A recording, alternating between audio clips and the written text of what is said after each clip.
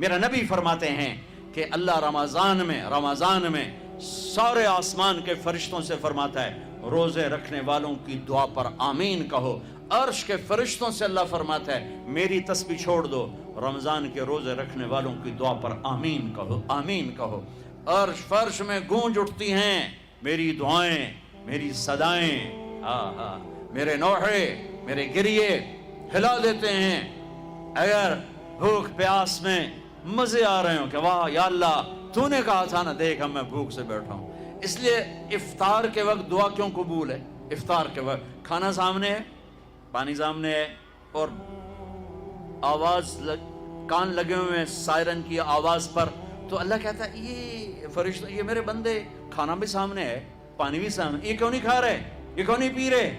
بولو کہ یا اللہ تیری محبت, میری محبت, چلو تم گواہ رہو, میں نے معاف کیا. چل میرا بندہ مانگ, کھانے سے پہلے مانگ. وہ وقت مانگنے کا ہوتا ہے, پکوڑے کھانا دا نہیں ہوتا, سموسے تھکن دا نہیں ہوتا. ایک مہینے کے لیے اوور آلنگ ہے, اوور آلنگ, ٹیوننگ ہے, ٹیوننگ. تھوڑا کھاؤ, تھوڑا کھاؤ, تھوڑا کھاؤ. ٹھنڈے شربت مت پیو, ٹھنڈے شربت مت پیو افطاری کے وقت. بعد میں پینا تو پی لو, افطاری کے وقت اپنے اوپر ظلم مت کرو. تھوڑی دیر صبر کر کے سادہ پانی پی لو, نماز پڑھ لو, پی لو, جامع شیری پیو, سیون اپ پیو, جو مرضی پیو, ٹھنڈا پیو, گرم پیو, جو مرضی پیو. لیکن عین روزے کے وقت بچو تلی ہوئی چیزوں سے, کراری چیزوں سے, مسالے دار چیزوں سے, ثقیل چیزوں سے بچو. ہلکا پھلکا رکھو پیٹ کو, ہلکا پھلکا,